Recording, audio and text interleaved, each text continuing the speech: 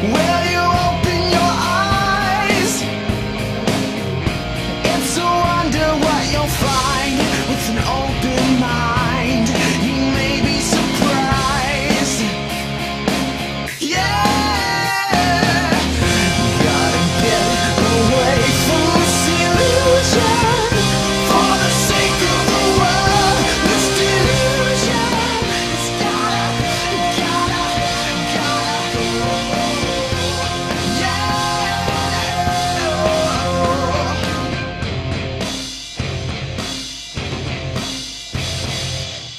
Hello everyone, and welcome again to another swell episode of the Atheist Experience. I'm your host, Russell Glasser, and I know this is going to be a good show for two reasons. One is that my favorite co-host is here, Jeff T. Thank you, Russell.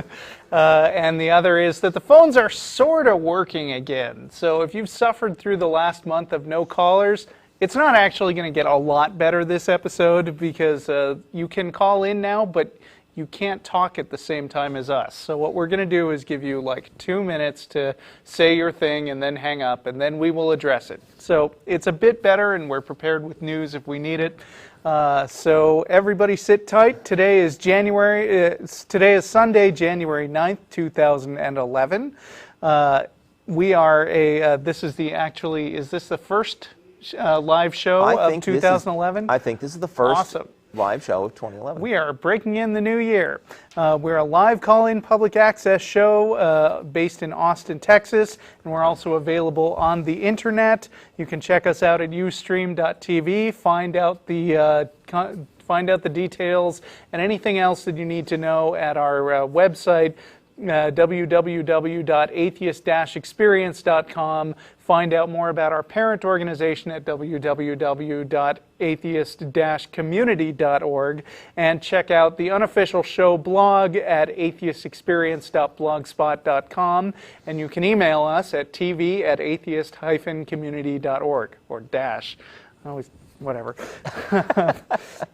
If you enjoy the show today, we're not meeting at Threadgill's. This being a new year, we're staking out a new place, and we're going to start out for the next few episodes going to El Arroyo on 1624 West 5th Street in downtown Austin, and I'll repeat that a few times just in case people tune in late. How have you been, Jeff? I've been okay, Russell. Thank you. Yourself? Very well, thanks. Good. A generic holiday? Sure. Okay. I got kind of horribly sick on New Year's Eve. I'm sorry, but good thing you're all better now, right? I did not have a good beginning to my new year. I'm functional again. Okay, that is a good thing. Working really hard, trying to make a buck. Yeah. That kind of thing. Me too. So, do you want to, let's see, while we wait for callers to line up, do you want to bring up something, or do you want me to first? Why don't you start? You got more than me. All right.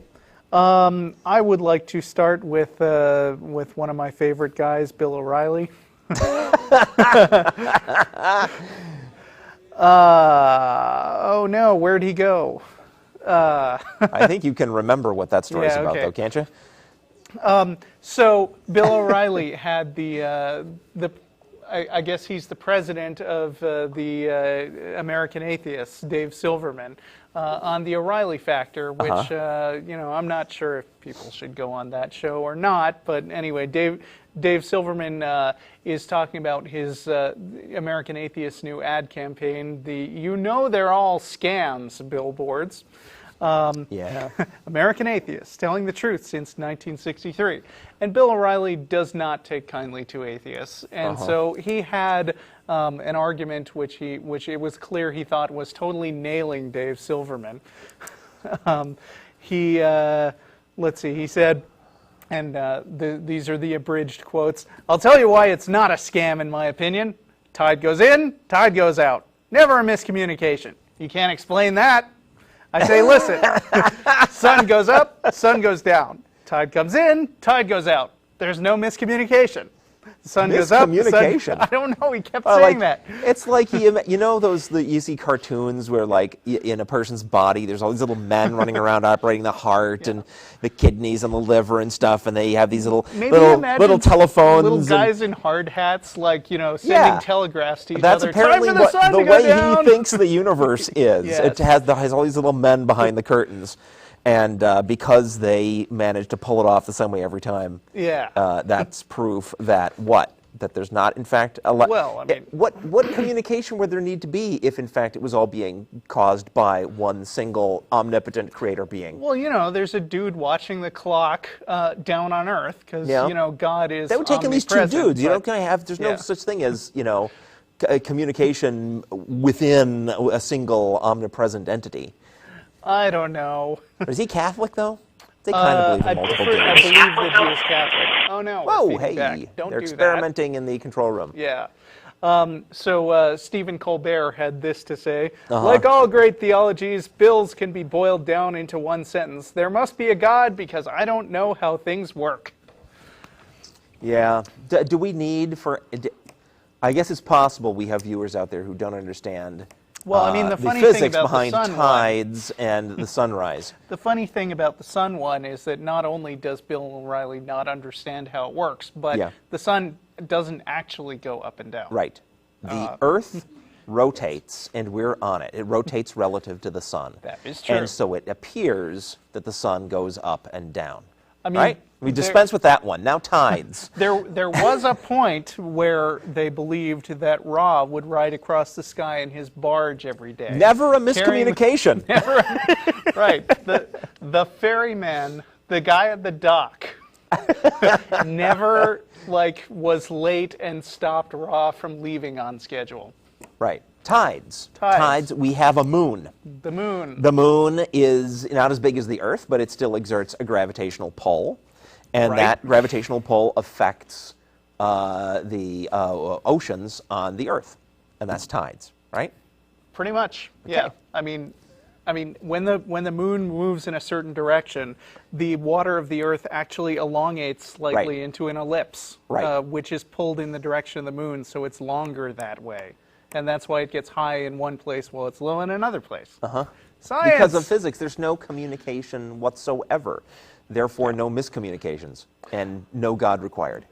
Of course, like usual, when a theist proposes a proof that there is a God, if this proof should fail, the proper scientific thing to do would be to say, oh, that proof didn't work, therefore this is now evidence against my God, because that's what a proper scientific Because I defined my God in a way that proof is evidence of him.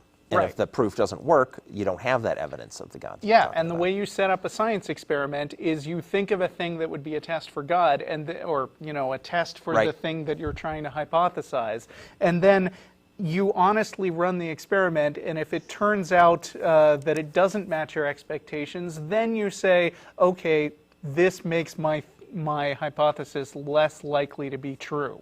But Bill O'Reilly would not do that. He was just throwing out whatever crap came into his head. Should we maybe jump straight from this to the Pope weighing in on cosmology? Why, certainly we should. Because it's related, right? It's again this lackadaisical attitude that even religious people who claim not to be anti-science, they get away with that by just not understanding the science. Right. I mean, they all give lip service to science. They say, actually, if you study science properly, it confirms a God. But then they never really care that much about matching up to the scientific method, which is kind of why Feynman coined the term cargo cult science, which you can look up, because we're not going to spend too much of our hour on that. So what did the Pope say specifically? The universe is not the result of chance, as some would want to make us believe, Pope Benedict said on the day Christians marked the Epiphany. This is from Catholic.org, by the way, so I don't know what their slant is going to be, but I can guess. The day the Bible says the three kings reached the site where Jesus was born by following a star. The Pope reiterated that God's plan was behind even such theories as the Big Bang, and Christians should reject the idea that the universe came into being by accident. Nobody's saying the universe came into existence by accident. In Stephen Hawking's latest book, he says the universe came into existence inevitably because of fundamental, uncaused physical principles. Right. So already he's attacking a straw man. The universe is not the result of chance, as some would want us to believe, Pope Benedict said. They're repeating the first paragraph. Contemplating it, we are invited to read something profound into it. The wisdom of the Creator, the inexhaustible creativity of God, the Pope said in a sermon to some 10,000 people in St. Peter's Basilica on the feast day. The Pope has rarely discussed specific concepts such as the Big Bang, which scientists believe led to, of course, and I think that's been a good policy. Yes. Led to the formation of the universe some 13.7 billion years ago. Well, this is random in this article, but researchers at CERN, the Nuclear Research Center in Geneva, have been smashing protons together at near the speed of light to simulate the conditions that they believe brought into existence in the primordial universe from which stars, planets, and life on Earth came into being. Benedict states that much scientific theorizing is mind-limiting because they only arrive at a certain point and do not manage to explain the ultimate sense of reality. Can I just sort of rephrase that? Yes. Yeah, science is mind-limiting. It only leaves you, free to postulate things that you can actually prove. That's so limiting. It doesn't. Yeah, it doesn't. It doesn't let you completely free to just make shit up. And call that important. Why are you so close-minded that the shit I make up is not treated with equal seriousness as stuff that has been observed and tested? Yeah. That angers me. Yeah. Well, I do want to make a comment on this, the appearance by the American Atheist representative on the Bill O'Reilly show. Yes. I just want to say I'm not a big fan of that particular billboard. They're all scams. Yeah. Because that implies that there is currently behind every religion a conscious awareness that they're not true and all they're trying to do is rip people off. And I think that's going a little bit too far. Not a lot too far, but a little bit too far. Okay, I agree with you if that's their point. But I'll give you an alternate spin on it, okay. which might be their point, and okay. I guess we'd have to. I would love talk to. to them I would and love find to out. like their billboard better. Go ahead. I think when somebody does a billboard with a giant cheeseburger and it says, something like, you want one. It is not assumed that every single person looking at the billboard is going to actually want a cheeseburger, like if they're vegetarian or something. Yeah. But instead, it's meant to target the people for whom that would be particularly appealing. And if there happen to be a bunch of people driving past the board and a few of them look at it and say, it's a scam? That's interesting. Yeah, but the implication is that the people that they are talking to all are aware that religions are all scams, and the sense of the word scam that I'm objecting to, is a thing which I think is going a bit far. They're still saying that. They think it's inaccurate. I mean, if there was a big billboard with a burger on it and said, it's made of soy protein, and we don't actually know that, I'd have the same kind of objection. So if the billboard said, that it's all wishful thinking. Right. I have no problem with that. And billboard. After hearing Bill O'Reilly, I'm tempted to suggest a rephrasing, they're all ignoramuses. But even that's probably still going too far. But I just want to make that point. Okay. And it was brought to my attention by him. So what we're going to do now is, I think, spin the roulette wheel, pull the casino handle, and see what happens when we push the button that brings up someone on the phone. Let's try it. So as I just want to remind people who are on the phones, we cannot have a conversation today, apparently. There are technical issues still going on in the studio. So we're going to let you talk for a little while and then try to hang up within 2 minutes unless you've got something really great to say. So we'll see how this works. First, we have Luca in New York. Hello, guys. I hope you can hear me. What I wanted to say is I wanted to provide what I think is a really effective argument that we can use as atheists against people that have a homophobic or anti-gay stance based on their Bible beliefs. And basically it starts by making them read John 13, which, as you guys probably know, it tells a story of how Jesus in the middle of the Last Supper gets up, takes all his clothes off, puts a towel around his waist, gets on his hands and knees, and washes the feet of 12 grown men. And then uses this towel that was around his genitals area to dry their feet, meaning that the only way he could have done it was by rubbing their feet around his groin. And obviously the argument is not, hey, see, we've cherry-picked this little portion of the Bible that seems homoerotic or whatever, and therefore God is pro-gay. The argument is to say that it's just as absurd to cherry-pick that portion as it is absurd to cherry-pick, a portion of the Old Testament that says, the Bible is anti-gay or that homosexuality is an abomination. And that basically the Bible is so broad, there's so many authors, so many books, so many points of view, that you can make any argument and find some kind of portion of the Bible that supports that argument or the opposite of that argument, and therefore the whole thing is a meaningless endeavor. And yeah, I guess that's all I have to say about that, and hopefully it went through. Okay, thank you so much, guys. I'm a huge fan of your wonderful show. Thanks, Luca. Okay. Can they hear us now? Thanks for calling. We hope they can hear us now. Yeah, we got guys in the studio manually turning the volume up and down. Well, what do you think about that? I take your point about about cherry picking the Bible. I don't think a religious person would. Yeah, I also don't think that a lot of cherry picking is necessary to find the explicitly anti-gay statements that are in the Bible. That is true. So I think that's maybe a bit of a stretch. Right, but I mean, like you always say, the Bible is the big book of multiple choice. It is, so, but there's other. There are verses in there which can be used to very strongly support abortion, for instance. Where are the parts of the Bible that can be used to very strongly support gay rights? Other than generic sort of be nice to people, kind of statements, right? There aren't really that many. Yeah, that's my that I know. Okay. That went well. That went all right. What's next? Moving right along, we got, let's see, Beto in Tallahassee, Florida. Go. Hey, guys, can you hear me? Yes. Okay. Okay, great. I'm really glad that the last caller talked about that because I actually have a somewhat similar topic, only mine's more of a story. So I'm in college now, but last year I was in high school.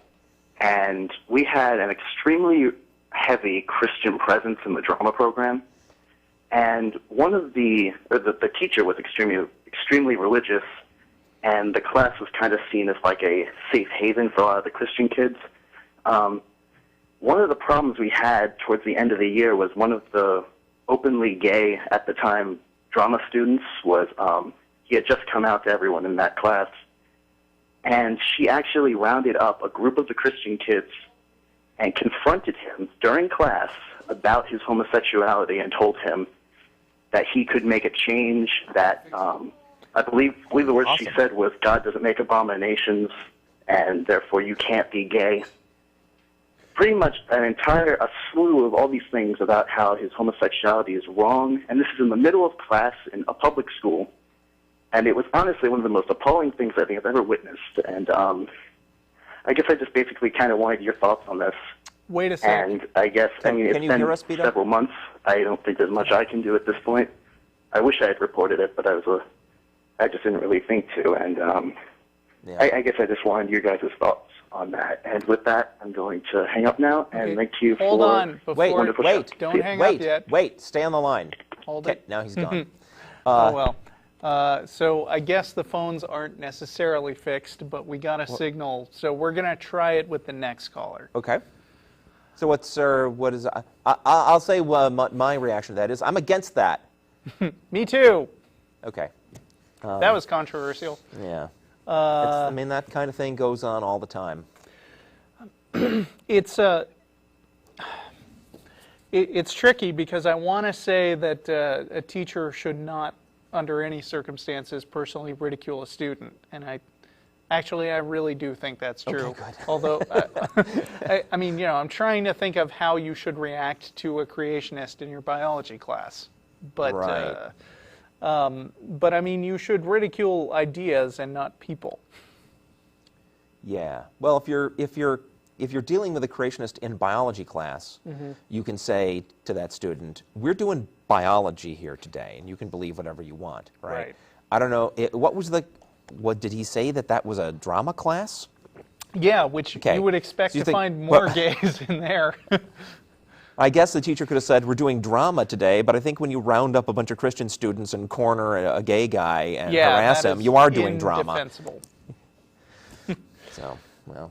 Blah. Ick. Fire that person.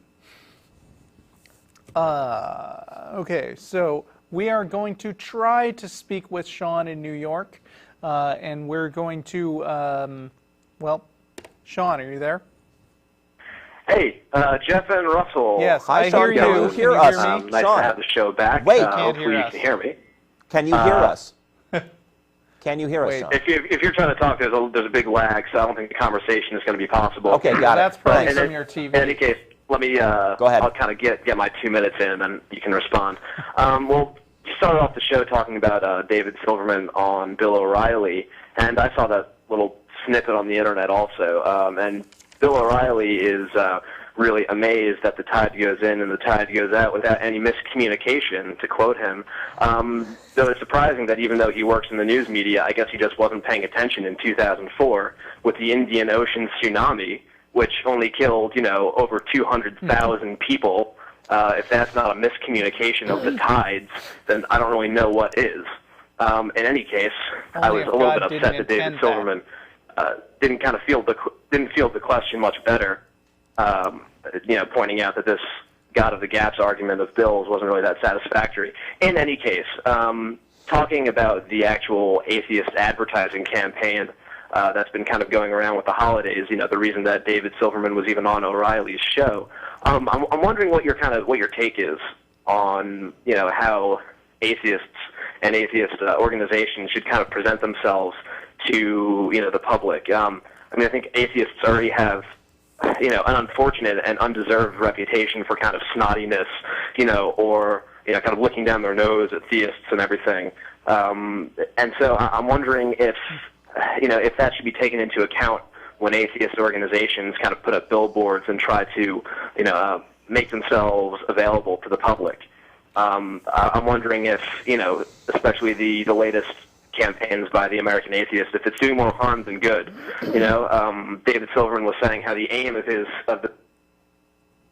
was to bring atheists out of the closet, out of churches and everything. But if the American Atheists are actually hurting the public image of atheists, then people won't want to come out of the closet, it seems to me. So ultimately, what's the best way, do you think, to integrate atheists into culture as a whole? Should we be especially careful not to kind of use honey rather than vinegar? When we're presenting ourselves, or when we're kind of working with these advertising campaigns and all. Maybe you'd like to talk about that, and I appreciate your time. Nice to have you guys back. Okay, thanks for calling. Well, so what he's saying in a nutshell is, don't be a dick. who is? The caller. Oh. I think the caller was asking us what we thought. Well, actually, I brought up a pretty relevant article, I think, by Greta Christina, who is a prominent atheist blogger that she wrote earlier this week. You can follow along if you look up "Why Are Believers So Hostile Toward Atheists" by Greta Christina. And she kind of makes the point that, people are always accusing atheists of being so negative, but really when you come right down to it, there's kind of a damned if you do, damned if you don't situation, because it seems from past experience that whatever atheists do to express themselves, unless they're sitting down and shutting up, or unless there's someone like S.E. Cupp who's out there saying, "Oh, I think religion is wonderful and I think other atheists should shut up," you can't win, because... Well, it's funny that you put it that way, damned if you do, damned if you don't, because what do they think atheists are? Well, damned. Well, so then, once we've reached that point, it doesn't matter what you say anymore. But yeah, you're right. I mean, if atheists who publicly state any disagreement with religion whatsoever are immediately labeled, hostile, shrill, strident, whatever the term of the moment is. Right. Now, and that's then so to me the issue with and I talked about this earlier. Maybe our caller didn't hear, but my issue with the American Atheist billboard is not that it's shrill or strident, but that it is it implies something that is factually not supportable. And that to me is the issue. I mean, after that, I think anybody who's watched the show and seen me on here before knows that I don't much mind getting a little aggressive about it. But that's only justified if you can in fact defend your position. Yeah. Now, in this article of Greta Christina's, she brought up Elizabeth Edwards, who recently died of her cancer. And Elizabeth Edwards, when she died, issued a farewell statement where she was basically talking about the hope and meaning that she found in her life through her family and I guess her public works that she did. And a bunch of right-wing fundamentalists got mad that she didn't talk enough about God in that one. So this Donald Douglas guy comes up and says, clearly Elizabeth Edwards wants to put her faith in something, be it hope or strength or anything, but not God. I wonder if it's just bitterness that she's been forsaken by more than just her estranged husband, that she's been forsaken by him. Right. And imagine if she'd become the first lady, and then it goes off on a tirade like that. She's accused of being shrill and strident against Christianity when she was absolutely not.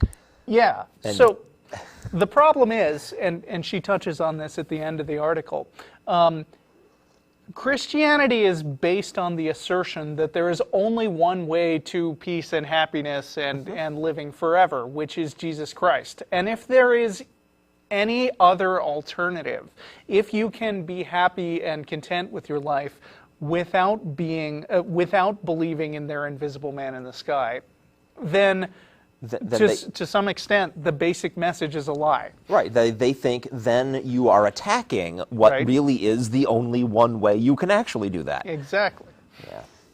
So by the way, that is a threat. I just want to mention for our previous caller that tsunamis are really a separate mechanism from tides. That's true. That's is it earthquake activity under the oceans? It's not caused. It has nothing to do with the mechanism we call tides. It's a separate except thing. that to someone like Bill O'Reilly, who it's to somebody a big, like Bill O'Reilly, wave. He thinks the tide was on purpose. That was a perfect, carrying out of God's plan to destroy a bunch of people for whatever sins he thought that they were committing there. Absolutely. And I do want to say something in defense of Dave Silverman, since a lot of people are picking on him for not having come up with, you idiot, it's the moon. Well, that would have been shrill and strident. It would have been, yeah. But I mean, being on TV a lot with hostile people already talking to us, and not even someone as nakedly hostile as Bill O'Reilly most of the time, it's hard to come up with stuff off the cuff. And there's a lot of that syndrome where you think of the perfect insult an hour after the party's over. Yeah. That happens all the time. I guess that's all I have to say about that. All right.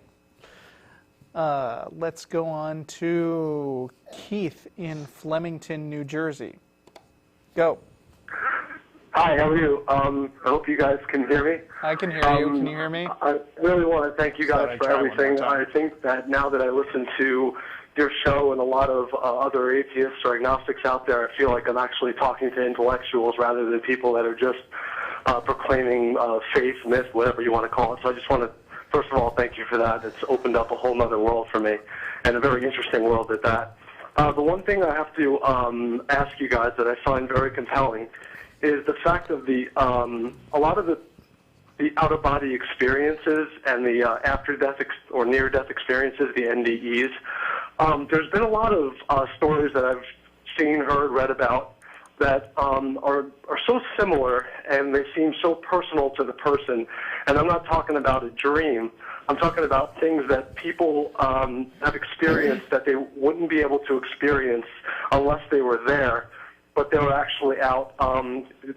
Different accounts from neurologists during brain surgery that the patient in no way would be coherent. Not only could they not hear anything, they wouldn't be able to speak or see because they had all the blood drained out of their brain. And her name was Pam Reynolds. Was that one account? There were books written about her experience. She, in detail, she described the drill they were using on her and the sounds and the things around her, like she was hovering almost over the bed. And things that, the doctors were interviewed, and they said there's no way that any of that can ever happen, and they were just mortified. They were thrown back by the whole situation. And there are a lot of accounts like this. It's not just, I just saw a light. It's more like I saw what was going on around me. I was able to float into other rooms, saw what people were talking about, and they confirmed with those people that things were true. What do you guys have to say about that? Okay. Thanks for calling, Keith, and we're gonna take your call off the air. You want to go first? People have been claiming that kind of stuff for a long time, and yet for some reason it's not those kinds of claims are not making a dent in the scientific understanding of life and how the brain works and so on. So I haven't done those studies myself, but it's just like when I get my plumbing done, I go to a plumber. When I get my science done, I go to a scientist. And to my knowledge, scientists are not buying it. So I don't know what the specific problems with those claims are, but I'm going to go for now on the assumption that there are some, and you might want to take a much closer look at the refutations of those claims. Right. I mean, I'm not going to claim that I'm familiar with these in detail, but while you were talking, I looked up the name of the person you were talking about and found a fairly long article on infidels.org by a guy named Keith Augustine called Hallucinatory Near-Death Experiences, where he talks about this stuff. There's also something on the Skeptics Dictionary, that's skepdic.com. There's an entire article on out-of-body experiences. And basically there's a few things that you can say about that sort of thing. One is the human mind is kind of weird.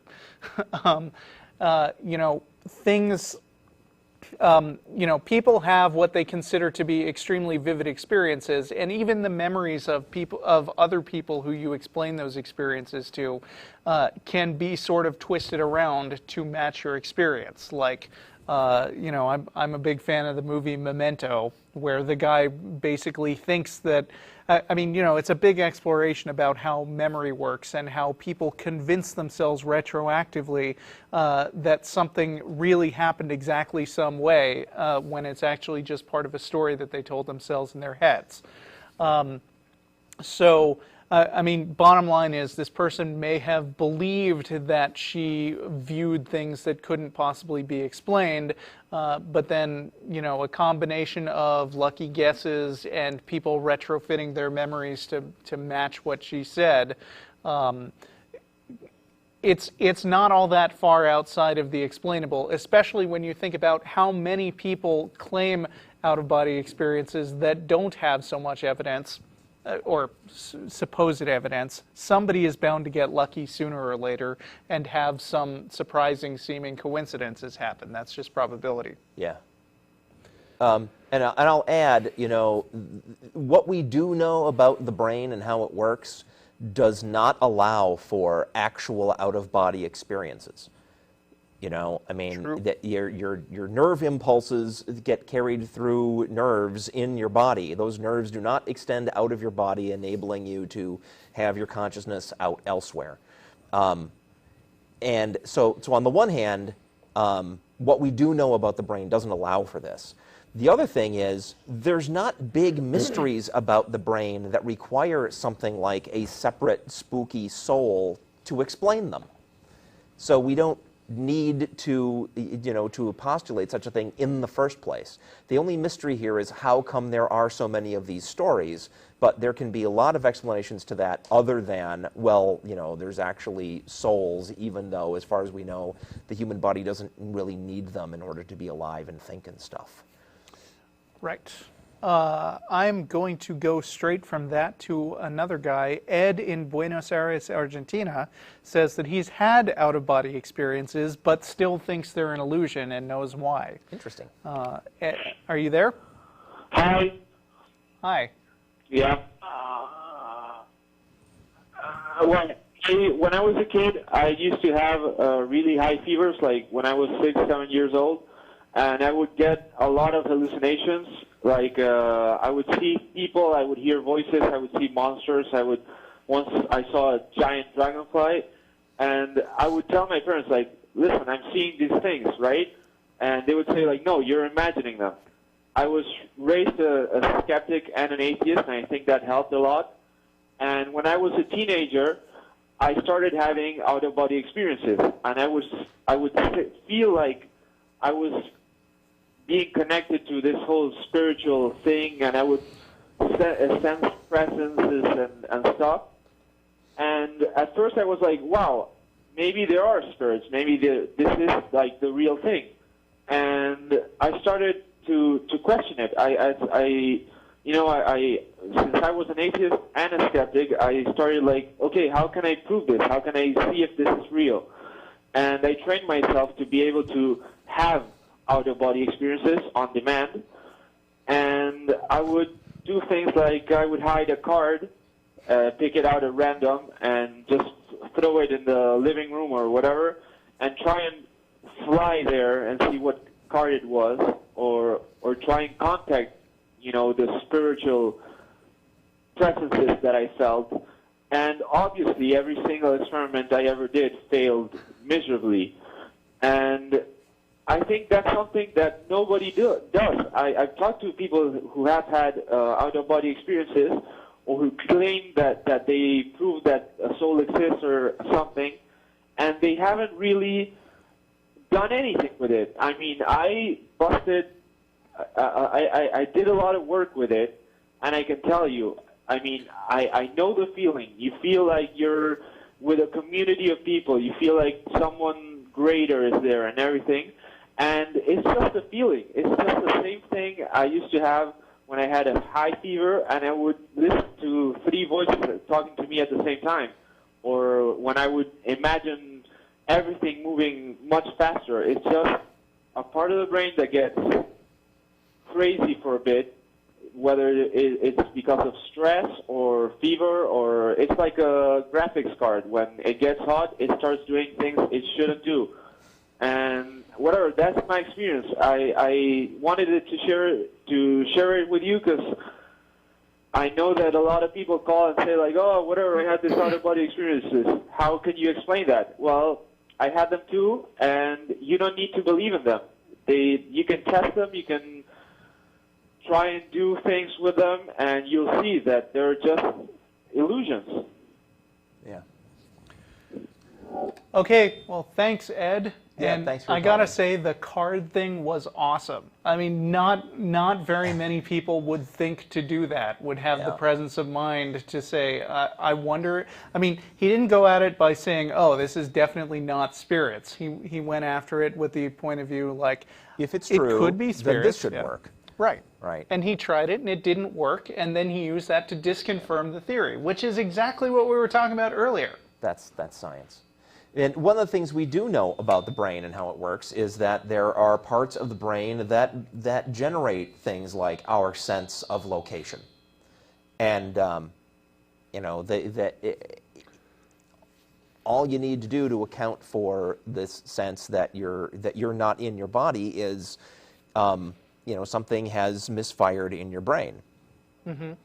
By the way, there's a great short science fiction story by one of my favorite science fiction authors, Craig Egan. I forget the name of the story, but the premise is the main character has a very specific kind of brain injury that gives him a permanent out-of-body experience. Like he walks around and sees himself from outside. Oh, weird. And he's always from a certain position. And then he discovers that, like, oh, the things that he sees that are outside the field of vision of his actual body are imaginary. So as part of his field of vision is real stuff that he can rely on, and part of it is an approximation that he's making up from what he can see through his eyes. It's a science fiction story, right? Yeah. Exploring the concept. Sounds like a good story. Yeah, I liked the also the analogy of the wonky graphics card, because Yes, I had a bad graphics card once, and what would happen was that periodically funny patterns would show up on my screen, like sparkly things or like light bursts that would come from a particular point. Yeah. Like there would be some wedges on my screen, Right. And things would get very colorful, and you would see things. I mean, you know, this is just a piece of hardware designed to show us Right. you know, reliable stuff about the internal state of the computer, and it was going wrong. But what would never happen, no matter how wonky it got, is the processing that's going on in your computer here would not suddenly start going on over here in space somewhere outside of its circuitry. That's true. Which is what we're being asked to believe happens in out-of-body experiences. Yeah. So we're, I guess, 40 minutes in, and I think it's a good time to mention that we will not be going to Thread Guilds this week. Instead, we will be going to El Arroyo, 1624 West 5th Street in downtown Austin. So I'm sure we'll stick with that for at least a few weeks, so make a note of it. And we're going to go on to Spencer in Salt Lake City.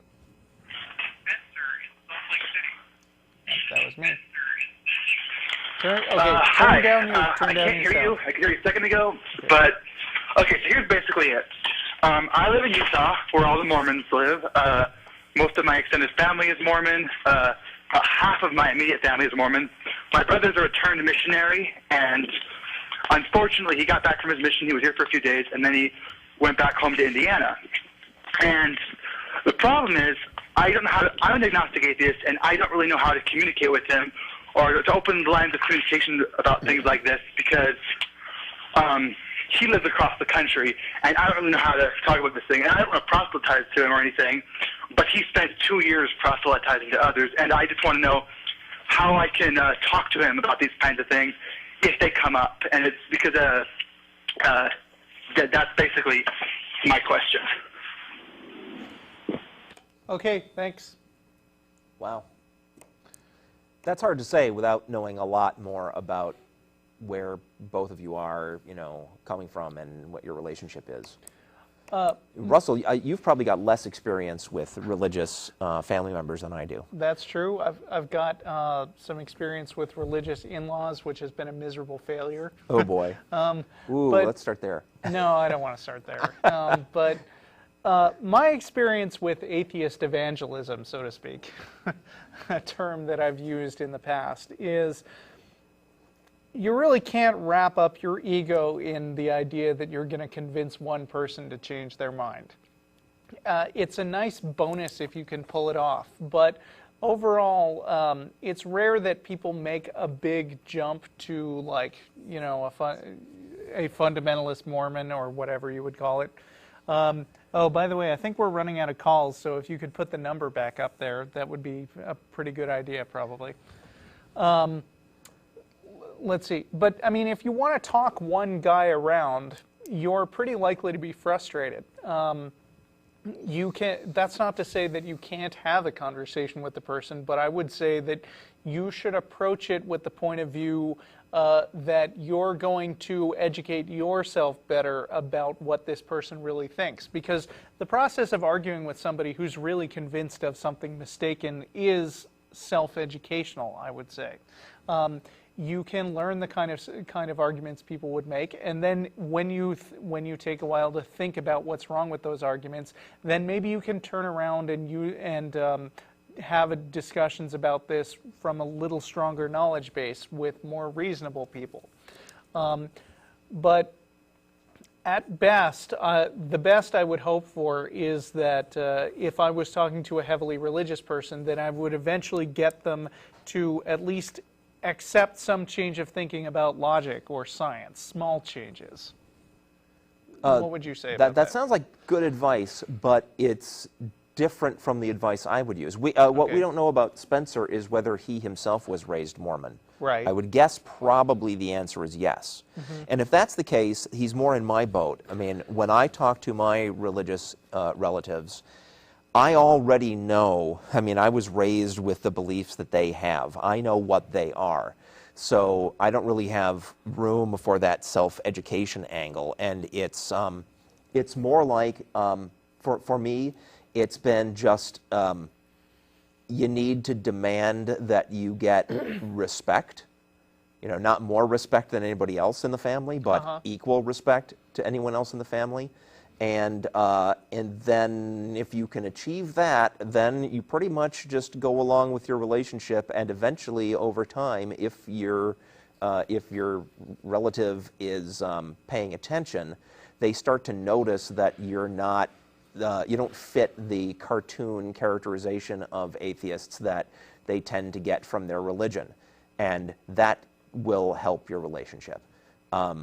That's all I got for you, though. That's a good point. So, I mean, your approach would not be so much to make him stop being a Mormon, but to Spencer didn't say convert. I mean, if you want to convert, I wouldn't. In my experience, I mean, I've just stayed away from trying to convert my relatives because it's just too painful, right? And honestly, I mean, most of my interacting with theists is on this show, where we also don't really make it our business to convert people. But the arguments are more, I don't know, similar to that here on the show. With my relatives, though, I never really went there. I don't try to talk them out of the stuff that they believe. I think that if they realize that if you can be an example of how what they're told in their religion is false, by not fitting the stereotype that they have been told to expect, then that's a little bit of headway you can make. In my opinion, there's a great art to trying to read the person that you're talking to and understand who your audience is, and and what they're thinking, and what your objectives are in terms of talking to them. And if the idea is just to talk to somebody and try to get their respect and try to get them to admit that just because you're an atheist doesn't mean you're not still the brother that they loved and respected in the past, then I would say, that is certainly feasible. And one of the things that I try to do in a conversation is try to sort of winnow down the irrelevant stuff, like, whether I'm going to heaven or hell is not necessarily relevant to the detail of trying to be taken seriously by the religious person. But it is a big deal on the question of respect. True. Right? Because, and that's, if you're dealing with family members who love you, and they're being told that because you've become an atheist, therefore you're going to be tortured forever. I mean, sure, that is an issue for them that you might want to ask them to confront. Right. Yeah, so basically narrow down the topic to whatever is the biggest concern for them, or what is the closest point of approach where you guys have some essential disagreement that needs to be talked about. It's not necessarily going to be there's a God or there's no God, or, Moroni showed Joseph Smith these golden tablets or not, because those are, when you come down to it, those are side issues to the bigger, meatier issues that might be in play also. Right. How much time we got left? Do you want to go into this thing that I brought? Oh yeah, absolutely. We frequently get email, and it's always enjoyable. And this letter that I'm going to read bits of has been answered, but I thought that it was a good topic to bring up on the show. And I don't know whether this person would mind being identified, so I won't. But they write, he says, the default position is to reject a claim until there is sufficient evidence. So if you say, this God exists, you have to prove it exists. I think that's correct, that it should be like that. But is it really fair in this case? I mean, the God that is believed in is invisible and untouchable, and you can only be sure that it exists or not after you die. What would you do if you were a God that rewards gullibility? I'm not sure what he means by that. He says it's kind of hard to prove something like that. So his point is it fair to hold to a standard of, refraining from belief until the thing is proved when you're dealing with things that are hard to prove? I know what he means by a God who rewards gullibility. What does he mean? Bill Hicks has a routine where he talks about Satan tempting people by hiding fossils. Or no, God actually. That's just God trying to tempt you. And imagine it's a trickster God, ha ha ha, let's see people believe in me now. So you're saying... But he rewards people for rejecting the evidence and believing on faith instead. Okay, so that's just more, back on this idea that some things are hard to prove. So is it fair to hold to a standard of refraining from belief in such things until they are proved? Mm-hmm. Well, yeah. I mean, obviously it is. What is the alternative? I mean, what are we supposed to lower our standards of evidence when things are harder to prove? Isn't that exactly backward? Yes. I'm asking you because we're the only people who can talk about this. I think it's exactly backwards. No, I see where he's coming from, right? It's like, this guy wants me to believe this thing, and he can't prove it, and I really want to help him out. Mm-hmm. But that really doesn't enter into it. What matters is still whether you can prove the thing or not. I thought of this analogy, right? Is it fair that gold is really valuable and dirt isn't? Well, no, it's not fair, right? I mean, some people can pick up a rock and it's gold and they just made $1,000, and other people most people reach down and pick up a clump of dirt and they've got a clump of dirt, right? Yeah, it's not fair. It's not fair. But the reason why the gold is more valuable is because it is more rare. And my point is, knowledge that is harder to come by, but still true and accurate, is more valuable. So yeah, you damn well hold to your standard of not refraining from belief until it's proved. But the kinds of things that are hard to prove are the more astonishing, amazing, valuable, impressive things. Yeah. Right? If I I'm asking people to believe that there's a cup on this piece of paper. Now the camera's not on it, but I have put my water cup on my piece of paper, right? If I'm asking people to believe that, well, there, you can look at it, it's proved, right? It's evidenced. If you really want, you can come over and pick it up and check it out, right, yourself. Easy, right? How much is that piece of information worth? Not much. Not very much. Right? But I ask you to believe that there is an invisible entity that existed before the universe and created the universe and did all this stuff, right, and has all these attitudes about things. I mean, that's a much bigger deal. If I could prove that, that would be worth a lot.